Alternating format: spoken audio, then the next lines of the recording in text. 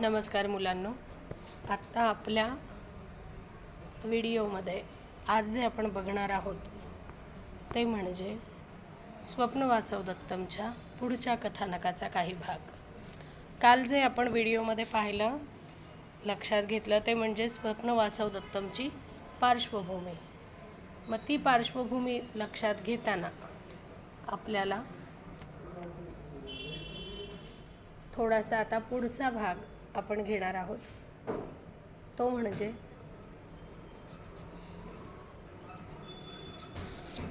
या आश्रमामध्ये योगंधरायण हा वासव दत्त बरोबर आलेला आहे आणि या तपोवनाचा प्रवेश पहिल्या अंकामध्ये झालेला आहे। परंतु या नाटकामध्ये गंमत अशी आहे की जिच्यासोबत लग्न व्हावे किंवा होईल असे भाकीत पुष्पकभद्र नावाचा ज्योतिषी करतो, त्याच मगध देशाची दर्शक राजाची बहीण ती राजकन्या पद्मावती जी आहे ती देखील त्याच आश्रमामध्ये आलेली आहे। आपली माता हिला भेटण्यासाठी ही पद्मावती त्या आश्रमामध्ये आलेली आहे आणि राजकन्येचं आगमन झाल्यामुळे तिचे सैनिक त्या आश्रमामध्ये इतर सर्व तपस्वींना, इतर सर्व लोकांना वाट मोकळी करत आहेत, त्यांना बाजूला सारीत आहेत, जेणेकरून पद्मावती ही म्हणजे कुठलाही अडथळा आल्याशिवाय तेथून गमन करू शकेल। आणि हे करताना अपसर म्हणजेच बाजूला व्हा असे सैनिक सर्वांना ओरडत आहेत, म्हणत आहेत।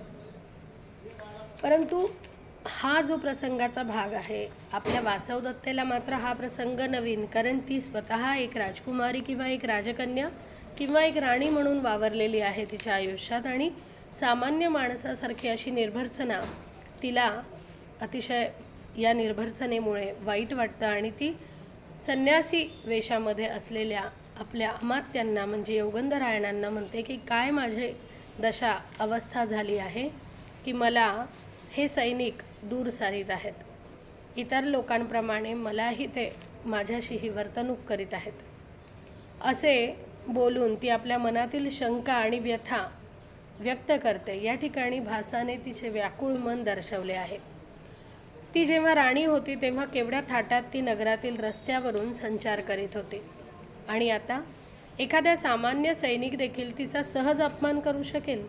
ही राणी आहे हे त्या सैनिकांना कसे बरे कळायचे आणि असा आपलाही उपमर्द हे लोक करतील, हे सैनिक करतील, याच कल्पनेने ती दुःखी कष्टी झाली। योगंधरायण तिची समजूत घालण्याचा प्रयत्न करतो आणि सांगतो की चिंता करू नका, उदयनाला त्याचे गेलेले राज्य जेव्हा मिळेल त्यानंतर तुम्ही पूर्वीच्याच मान सन्मानामध्ये संचार कराल, असे सांगून काही दिवस सुखाचे असतात तर काही दिवस दुःखाचे असतात आणि ही जगराहाटी आहे अशा प्रकारचा व्यावहारिक उपदेश देखील तो करतो।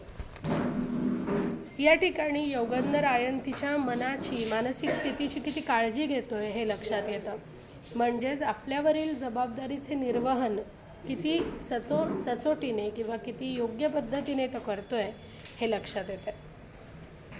आणि असं म्हटलं जातं की आशाबंधः हा जो असतो म्हणजे आशेचा किरण हा माणसाला जगण्याची उमेद देतो आणि योगंधरायण प्रत्येक प्रसंगात वेळोवेळी तिच्या आशावाद जो आहे तो टिकवण्याचा प्रयत्न करतोय।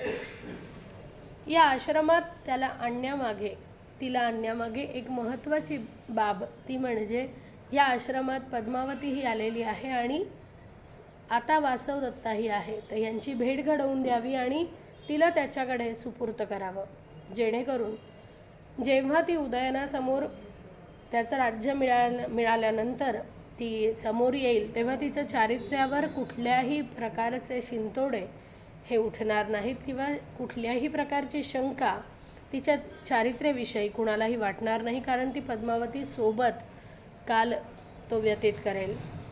इतकी दूरदृष्टी योगंधरायणाची इथे जाणवते आणि एक प्रकारचा आशावाद भास असाही निर्माण करतो की आज जरी या उदयनाचे, या राजाचे राज्य गेले असले तरी एखाद्या राजाला असा दूरदर्शी, हुशार, चाणाक्ष असा मंत्री किंवा अमात्य मिळाला तर त्याचे राज्य हे पुन्हा वैभवाने ऐश्वर्याने संपन्न होऊन पुन्हा सर्व सत्तेवर, म्हणजे ज्याला काय म्हणू आपण, सर्व ठिकाणी सत्ता गाजवू शकते किंवा पुन्हा आपली सत्ता प्रस्थापित करू शकते. आपल्या पतीला गेलेलं वैभव प्राप्त व्हावं यासाठी ही वासवदत्ता देखील अतिशय मोठं दिव्य करायला तयार झाली आहे. परंतु कितीही भीतीचं सावट असलं, शंका असली, तरीही त्यांची मनाची अवस्था या आशाबंधामुळे तगवून धरलेली आहे. कारण गेलेलं राज्य परत मिळेल हे कशावरून? पद्मावतीशी लग्न झाल्यानंतर जसा वासवदत्तेच्या विषयी तो अनुरक्त झाला होता आणि तिच्याशिवाय त्याला दुसरं काही दिसलं नाही, कशावरून पद्मावतीशी लग्न झाल्यानंतर तो वासवदत्तेलाही विसरेल?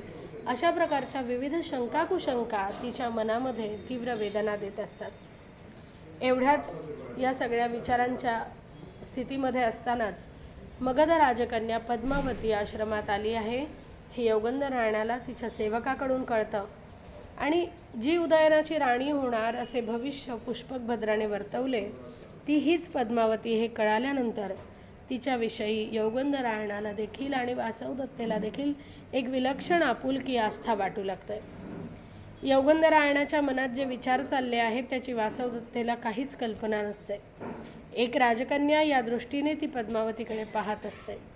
उज्जैनीचा प्रद्योत राजा याने आपल्या मुलासाठी पद्मावतीला मागणी घातली आहे हे कळाल्यानंतर ही आपली आता भावजाई होणार या विचाराने तिला आनंदही होतो.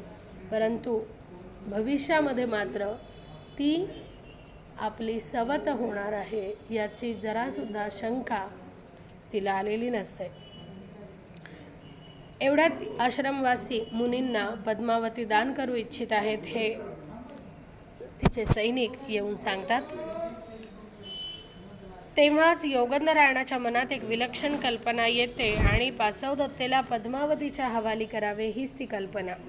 पद्मावतीचे उदयनाशी लग्न होऊन पुन्हा वासवदत्तेला उदयनाकडे घेऊन जाईपर्यंत बराच काळ लोटणार आहे हे उघडच असते. या काळात वासवदत्ता नाही तर अज्ञातवासातच राहील.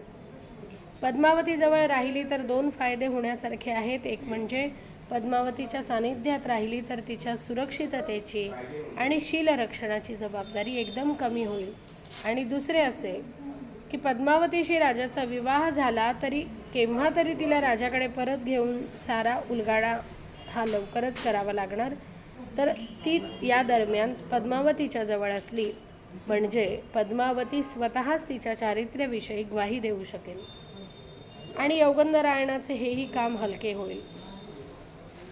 हे ततः प्रतिष्ठिते स्वामिनी तत्र भवती मुपनयतो मे इहात्र भवती मगध राजपुत्री विश्वासस्थानम भविष्यती असे बोलून त्याच्या बोलण्यातून एक आश्वस्तपणा देखील दिसून येतो. वचन दिल्याप्रमाणे वागणे भाग असल्यामुळे पद्मावती वासवदत्तेचा सांभाळ करण्याची जबाबदारीही पत्करते. आणि यौगंधरायणाने कशासाठी आपल्याला पद्मावतीच्या हवाली केले आहे याची मुळीच कल्पना नसली तरी त्याच्या हातून कोणतीही गोष्ट ही अविचाराने होणे शक्य नाही याची खात्री तिला असल्यामुळे वासवदत्ता ही संपूर्णपणे आपल्या अमात्यावर विश्वास ठेवून पद्मावतीजवळ राहावयास तयार होते. म्हणजेच अंक पहिल्यामधील तपोवन प्रवेश आपण पाहिला, पद्मावती व वासवदत्ता हिची भेट पाहिली, वासवदत्ता हिला पद्मावतीकडे सोपवलेलंही पाहिलं. आता यानंतर जो कथाभाग, घटनेचा भाग भासाने इथे वर्णन केला आहे तो म्हणजे या नाटकाचा गाभा, ज्यामुळे हे नाटक घडले, किंवा या नाटकाचा महत्त्वाचा वृत्तांत नंबर 2 म्हणजे या नाटकाचा सगळ्यात मोठा महत्त्वाचा वृत्तांत म्हणजे स्वप्नप्रसंग. तर त्यानंतरचा नंबर 2 क्रमांकावर जर कुठला महत्त्वाचा वृत्तांत वाटत असेल तर तो म्हणजे लावाणक वृत्तांत. हा वृत्तांतसुद्धा भासाने अतिशय सुंदर पद्धतीने वर्णन केला आहे. लावाणक गावाला आग लागून ते जळून खाक गेल्यावर वासवदत्ता यौगंधरायणाबरोबर तेथून निघून जाते.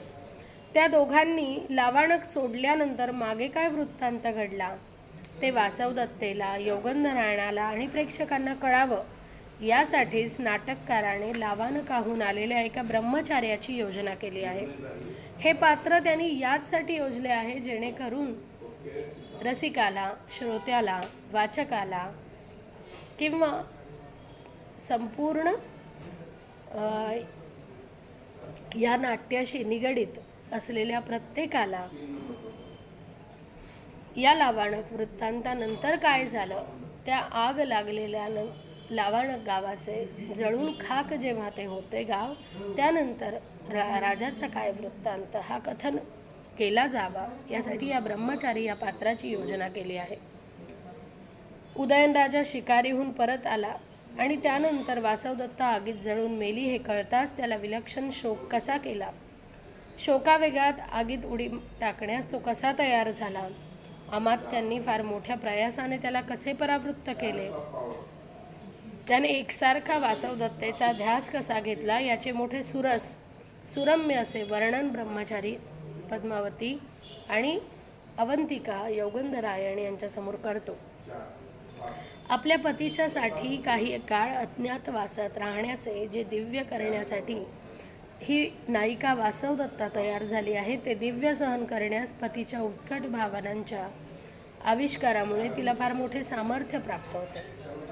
पतीपासून आपण जरी दुरावलो असलो तरी त्याचे आपल्यावर अलौकिक अतिशय प्रेम आहे याची एका तिराईत माणसाकडून तिला प्रतीती आल्यामुळे तिच्या कष्टी दुःखी मनाला काहीसा दिलासाही मिळतो. एक विलक्षण आश्वस्तता या घटनेतून वासवदत्तेच्या मनाला प्राप्त होते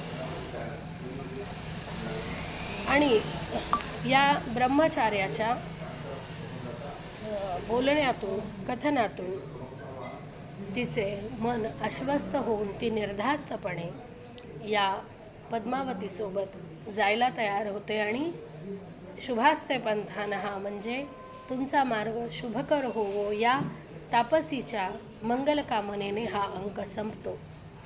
पहिल्या अंकामध्ये मुख्य घटना आपण पाहिल्या. एक म्हणजे तपोवन प्रवेश, पद्मावती आणि वासवदत्तेची झालेली भेट, वासवदत्ता हिला पद्मावतीकडे यौगंधरायणाचे सोपवणे, लावाणक गावाचा वृत्तांत ब्रह्मचार्याकरवी कथन करणे, त्या लावाणक वृत्तांतानंतर काय काय घडले, राजाची अवस्था कशी झाली हे वासवदत्तेपर्यंत, रसिकापर्यंत पोहोचवणे आणि त्याच घटना प्रसंगाला रंगवताना वासवदत्तेची मनोव्यथा ही शब्दाकरवी रसिकापर्यंत नेण्याची संपूर्ण तयारी या नाटकाच्या पहिल्या अंकामध्ये दिसते आणि येथे हा पहिला अंक संपतो. उद्याच्या आपल्या व्हिडिओमध्ये आपण दुसरा आणि तिसरा अंक घेणार आहोत, परंतु तत्पूर्वी मला हे सांगायला थोडंसं गरज पडते कारण याचे मला रिप्लाय फक्त सेकंड इयर थर्ड इयरच्या मुलांना जे पाठवते आहे व्हिडिओ त्यांचे येत आहेत, फर्स्ट इयरच्या मुलांचे रिप्लाय मला येत नाही आहेत. त्यामुळे हे व्हिडिओ तुम्ही बघताय याची ग्वाही वाटते आहे म्हणून मी पुढचे व्हिडिओ पाठवते.